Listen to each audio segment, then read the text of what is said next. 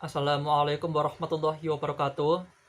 Sebelumnya perkenalkan, nama saya Ricky Roy Sandi. Saya mahasiswa Universitas Islam Malang dengan nomor induk mahasiswa 2190101113330. Yang mana di sini saya dapat amanah dari dosen saya untuk menjelaskan tentang sebuah bencana.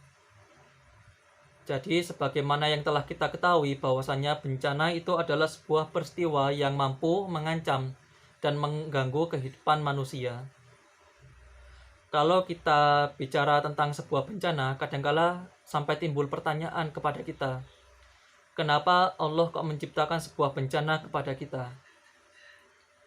Jadi sebenarnya, kalau kita tinjau kembali di dalam Al-Quran surat Asy-Syura ayat ke-30, di situ sudah jelas bahwasannya Allah menciptakan sebuah bencana itu bukan tanpa sebuah alasan, melainkan sebagai pengingat bagi diri kita sendiri tentang apa yang telah kita perbuat sebelumnya.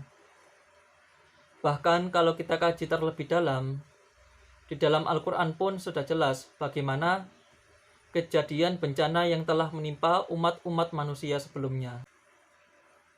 Seperti kejadian yang terjadi pada kaum Nabi Nuh yang tenggelam di dalam musibah banjir bandang, kaum Nabi Hud, Nabi Soleh, dan Nabi Syuaib yang Allah turunkan angin yang membinasakan mereka, kemudian Fir'aun dan bala tentaranya yang tenggelam di dalam Laut Merah, kemudian kaum Nabi Lut yang Allah balikan tanah mereka, lalu Allah hujani mereka dengan batu kerikil yang panas.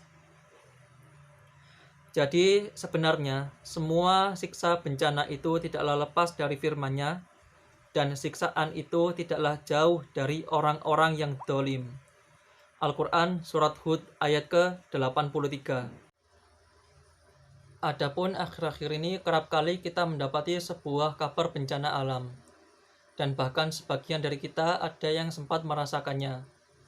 Tanggal 9 Januari 2021, bencana alam tanah longsor terjadi di Desa Cihanjung, Sumedang, Jawa Barat. Adapun menurut Kepala Pelaksana BPDB Jawa Barat, Dani Ramadhani, menyebutkan ada 1.126 orang terdampak bencana alam tanah longsor. Terdapat 40 orang meninggal dunia, 30 orang luka berat, dan ada 22 orang luka ringan. Adapun kerugian material, ada 26 unit rumah rusak berat dan ada 3 unit rumah rusak sedang. Sebagaimana halnya kasus-kasus yang terjadi di daerah lain, penyebab terjadinya tanah longsor di Desa Cihanjung, Sumedang, Jawa Barat ini terjadi karena minimnya tanaman-tanaman yang ada di daerah sumber longsor tersebut. Sehingga ketika hujan melanda, otomatis tanah akan mengalami kegemburan dan tidak ada akar-akar yang mampu untuk mengikat atau menompang tanah-tanah tersebut. Sehingga kejadian bencana alam tanah longsor ini pun mampu untuk terjadi. Adapun untuk menanggulangi bencana alam tanah longsor, yaitu dengan cara menjaga pohon-pohon yang ada di hutan, serta tidak melaksanakan penggundulan hutan, terutama di daerah-daerah yang rawan longsor, seperti halnya perbukitan, pegunungan, dan dataran-dataran tinggi lainnya. Maka dari itu, sebagaimana yang telah dijelaskan di dalam Al-Quran surat Al-A'raf ayat ke-56, Allah melarang manusia untuk berbuat kerusakan, baik itu di darat, di laut, di udara, bahkan di mana saja. Apabila kita melakukan kerusakan, maka kita pula yang akan menanggung akibatnya. Sebagaimana peribahasa Jawa mengatakan, ngunduh wo ing prakarti. Setiap orang akan mempertanggungjawabkan perbuatannya. Jadi apa yang telah kita tabur, maka itu pula yang akan kita tuai. Mungkin cukup sekian penjelasan dari saya mengenai bencana alam. Semoga bisa bermanfaat untuk kita semua.